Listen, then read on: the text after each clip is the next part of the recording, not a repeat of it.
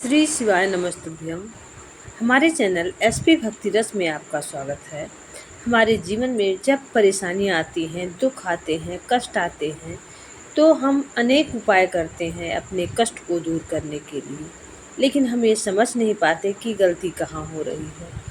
पूज्य गुरुजी श्री प्रदीप मिश्रा ने शिव पुराण की कथा में बताया है कि अगर शनिवार के दिन उपाय किया जाए तो हमारे कष्टों को दूर किया जा सकता है, क्योंकि हमारे जीवन में जब कष्ट आते हैं, परेशानियां आती हैं, तो शनि देव रुष्ट होते हैं, तभी हमारे जीवन में दुख, कष्ट और परेशानियां आती हैं। हम ये नहीं जान पाते कि आखिर शनि देव रुष्ट हैं या हमारे ऊपर साढ़े साती लगी है, तो यह कैसे हम पता लगा सकते हैं। तो पूज्य गुरुजी ने बताया है कि जब हमारे जीवन में सुख समृद्धि की कमी होती है, आर्थिक तंगी होती है, परेशानियां दूर होती जो है परेशानियां, एक परेशानी जाती है दूसरी आने लगती है, एक जाती है दूसरी आ जाती है और किसी कार्य में सफलता नहीं प्राप्त होती, तो आप शनिवार के दिन क्या उपाय करना चाहिए और कैसे हमें पता चलता है कि साढ़े साती लगी हुई शनिदेव हमसे रुष्ट है।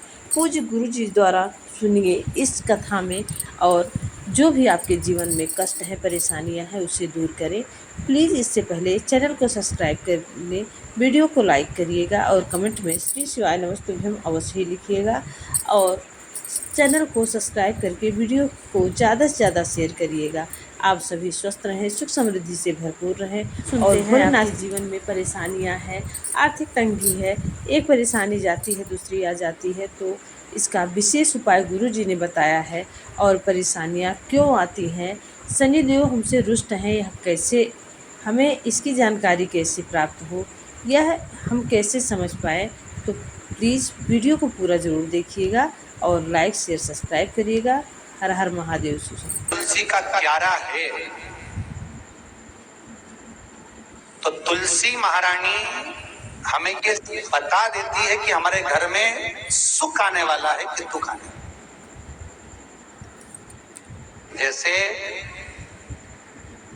शनि अपना प्रकोप दे रहा है या शनि उतर रहा है, ये किसी से पूछने की जरूरत नहीं पड़ती, अपने आप मालूम पड़ जाता। कैसे? शनि कथा अगर आपने सुनी हो तो उसमें व्याख्यान आता है शनि कथा में, पांव की चप्पल बार बार टूट रही हो, कमर से नीचे जो वस्त्र पहने हो वो फट रहे हो, कहीं पजामा है, धोती है, आदि वस्त्र हैं, कपड़े हैं, वो अपने आप फट। आज के जमाने में तो फटे फटाए पहनते हैं लोग, फैशन। उसकी गारंटी नहीं है, उसका हम वर्णन नहीं कर रहा। हम जब पहनते हम समझ जाते हैं इसको शनि तो ऑलरेडी लगा ही हुआ। जब उनका घुटना घुटनी सब फटा हुआ दिखता है तो उसमें लग जाता है कि शनि पहले से लग गया बापड़ा, उनके पहने से तो मालूम पड़े। शनि का नियम है, शनि कथा कहती है पांव की चप्पल बार बार टूट रही हो, घिस गई हो, पत्ती टूट रही हो, कुछ कर रही हो, और अगर कमर से नीचे जो वस्त्र पहने हो वो अपने आप फट रहे हो, समझ ले कि शनि पांव से प्रवेश कर रहा, मतलब अपनी प्रखरता शनि दिखा रहा। किसी मंदिर में गए महाराज और वहां जाने पर चप्पल चली गई तो समझ लेना शनि की कुदृष्टि अब पड़ना बंद होना चालू हो गया। कितना सुंदर कहा है महाराज। जूता चप्पल आज के जमाने में तो फैशन हो गई साहब, घर की चप्पल अलग होती है, बाहर की चप्पल होती है। लोग घर में चप्पल किचन तक में पहन के जाते हैं। अरे पानी ले जाओ सीओर से, रसोई घर में लोग चप्पल पहन कर जाते हैं। जहां भगवान का प्रसाद बन रहा है, जहां अन्नपूर्णा निवास कर रही है, और पूछो तो किचन की चप्पल है तो माथे पे रख लो। तुम अपनी माँ को जरूर देखना है एक बार, वो बूढ़ी माँ कितनी बार किचन में चप्पल पहन कर गई, मुझे जरूर फोन कर कर बताना। बूढ़ी माँ रसोई घर में आज भी बिना चप्पल के जाती है, और बहुओं की कहीं एड़ी नहीं फट जाए, ठंड नहीं बैठ जाए, इसलिए ये रसोई घर तक में चप्पल पहनकर जाती है। सूर्य नारायण की कथा पढ़ना, शनि महाराज की कथा पढ़ना, और गरुड़ पुराण की कथा पढ़ना, जिन जिन कथाओं का हम व्याख्यान कर रहे हैं उसको पढ़ना जरूर हो। क्या लिखा है? घर के अंदर जब चप्पल जाती है, रोग, बीमारी, कष्ट, तकलीफ चालू हो जाती है। तुमने चप्पल क्यों पहनी? ठंड नहीं बैठ जाए, रोग नहीं बैठ जाए। घर के अंदर उतना बढ़ गया, एक कालीन बिछा दो, एक दरी बिछा दो, मोटा आसन बिछा दो जिस पर तुम चल लो। जरूरी है। कई कई लोगों को हमने ये भी देखा कि कालीन पर भी चप्पल पहन के चलते हैं और ब्राह्मणों को भोजन परोस रहा है, गुरुजन को भोजन परोस रहा है, ठाकुर जी की थाली बना रहा है, ठाकुर जी का थाल लगा रहा है, तो भी चप्पल है पाँव। तेरा क्या होगा री कालिया? क्या होगा? विचार तो करो। देह पड़ी रह जाए यहीं पर, फिर कुंडल और नगीना क्या, हरि नाम नहीं तो जीना। अभी भी सुधर जाओ रे, अभी भी सुधर जाओ, नहीं सुधरो तो सिधर जाओ रे, या तो सुधरो नहीं तो सिधरो, थोड़ा सुधरो। रसोई घर में अन्नपूर्णा रहती है। रसोई घर में शिव पुराण की कथा कहती है, जब भगवान शंकर को माँ जगत जननी भोजन करा रही थी, शंकर जी ने वर मांगा था अन्नपूर्णा का। हे अन्नपूर्णे, तुम मेरे घर के बच्चों का भरण पोषण कर रही है। इस मृत्यु लोक में जितने मनुष्य जन्म लेते हैं ये मेरे पुत्र कहलाते हैं। तो अन्नपूर्णा ने कहा, चिंता मत करना भोलेनाथ, जिस जगह पर एक स्त्री, बेटी, कन्या या घर की बहू या बूढ़ी माँ भोजन बनाएगी, उस जगह पर मैं अन्नपूर्णा उसके शरीर में प्रवेश करूंगी। रसोई घर नहीं होगा, वो मेरा और तुम्हारा मंदिर कहलाएगा। अब मंदिर में चप्पल पहनकर भोजन का निर्माण करना ये श्रेष्ठता है। एक आसन पटक लो आप रसोई घर के अंदर, जिस आसन पे खड़े होकर आप भोजन बना लो, मोटा सा आसन रख लो, चप्पल की जरूरत ही नहीं। श्रीमद् भागवत कथा कर रही है, तुलसी का मात्र तो शनि अपनी दृष्टि बता देता है। शास्त्र कहता है जब घर के अंदर प्रवेश करने के, जब आप घर में प्रवेश करें तो कोने में चप्पल को उतार दें। बाहर जगह नहीं है तो घर के अंदर प्रवेश कर लेफ्ट में चप्पल को उतार दें और 7 या 3 कदम के अंदर चप्पल उतर जाना चाहिए घर के अंदर।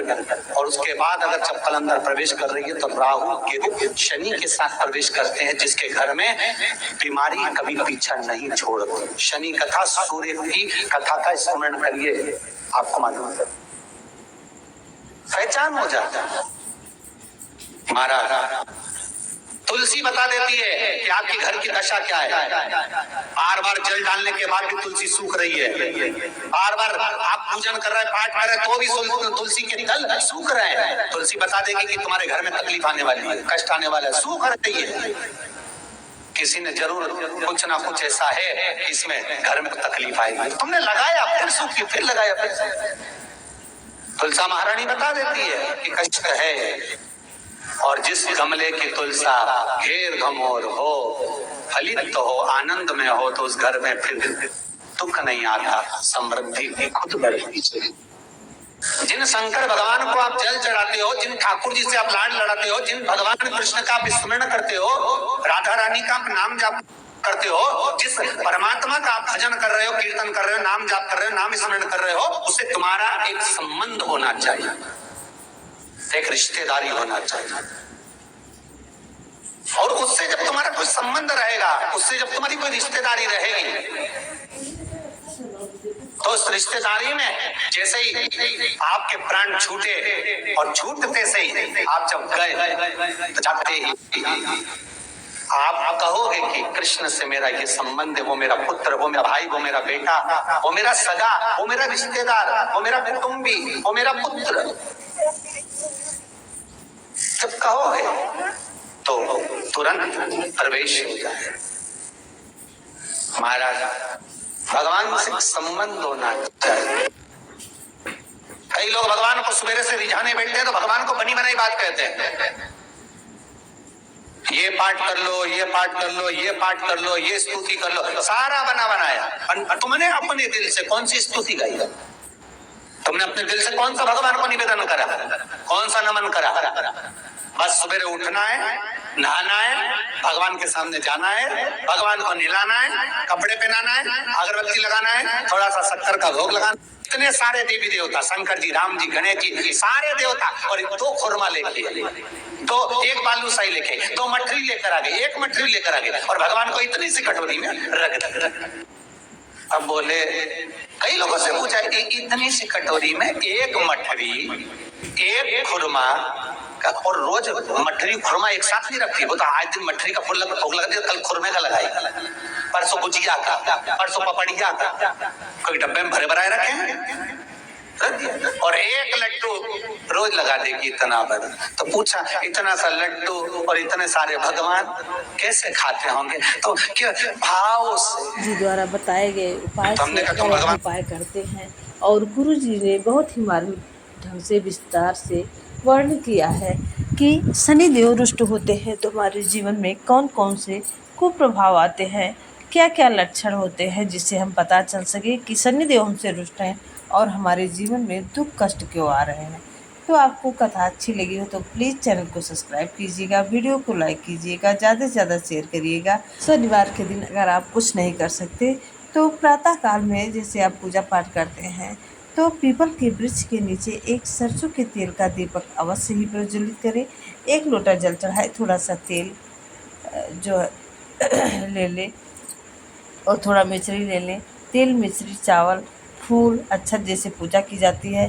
1 लोटा जल चढ़ा के चंदन, फूल, धूप, दीप आप पीपल के वृक्ष में समर्पित करें और साथ ही परिक्रमा करें। यह उपाय करके देखिए, शनिदेव के प्रकोप का प्रभाव कम होगा और आपके जीवन में आनंद होगा, सभी कष्ट दूर होंगे और आपके आने वाली सभी जो है कार्यों में सफलता प्राप्त होगी, सभी मनोकामनाएं पूर्ण होंगी और भोलेनाथ आपके घर में सुख समृद्धि देंगे। क्योंकि पीपल के वृक्ष में सभी देवताओं का वास होता है। पीपल के वृक्ष की जब पूजा की जाती है तो सभी देव प्रसन्न होते हैं, माँ लक्ष्मी प्रसन्न होती हैं और घर से आर्थिक तंगी दूर करती हैं। आपके जीवन में, घर में आनंद ही आनंद होता है। वीडियो को शेयर करिएगा और चैनल को सब्सक्राइब करिएगा। कमेंट बॉक्स में श्री शिवाय नमस्तुभ्यम या शनिदेव, बजरंगबली कुछ भी आप लिख सकते हैं, लिखना ना भूलिएगा, क्योंकि सिर्फ नाम लेने का प्रभाव बहुत बड़ा होता है। श्री राम का नाम सिर्फ लेने से सभी कष्ट दूर हो जाते हैं। तो आप सभी स्वस्थ रहें, सुख समृद्धि से भरपूर रहें और हमारे चैनल भक्ति रस का रसपान करते रहें।